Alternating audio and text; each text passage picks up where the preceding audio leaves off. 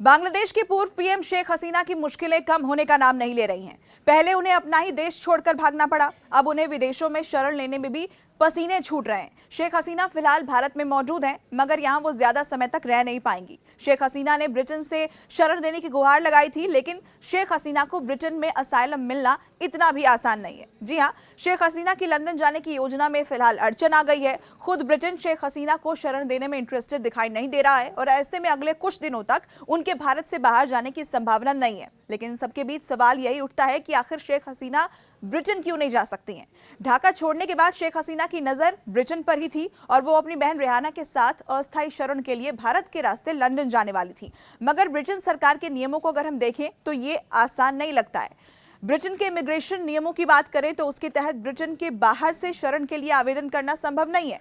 Britain में शरण के हर दावे पर मामला दर मामला आधार पर काफी सोच समझकर विचार किया जाता है। ये एक काफी लंबा और पेचीदा प्रोसेस है। बताया जा रहा है कि शेख हसीना के पास डिप्लोमेटिक वीजा भी नहीं है और ऐसे में ब्रिटेन में उनकी एंट्री हो ही नहीं सकती। दूसरी बात यह है कि ब्रिटेन में एक बार जाने पर ही वहां असाइलम यानी कि शरण मिल सकता है।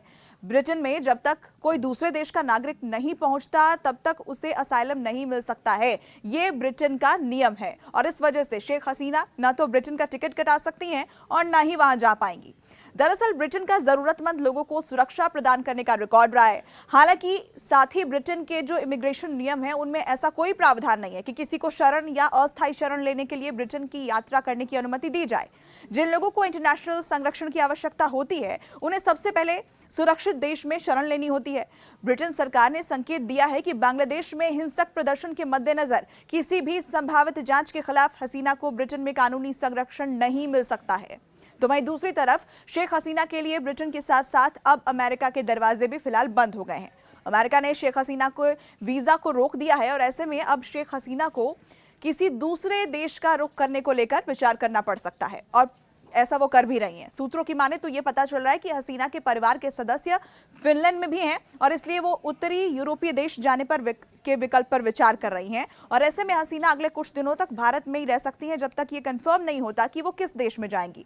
शेख हसीना अब यूएई, बेलारूस, कतर, सऊदी अरब और फिनलैंड सहित कई अन्य विकल्पों पर विचार कर रही हैं। सवाल यह है कि आखिर शेख हसीना ने सबसे पहले लंदन जाने का ही क्यों सोचा? इसकी कई वजह है और पहली वजह है कि उनकी बहन रेहाना के पास यूके की नागरिकता है। दूसरी बात यह कि रेहाना की बेटी ट्यूलिप सिद्दीक ब्रिटिश संसद की लेबर पार्टी की सदस्य हैं और वित्त मंत्रालय में आर्थिक सचिव भी हैं।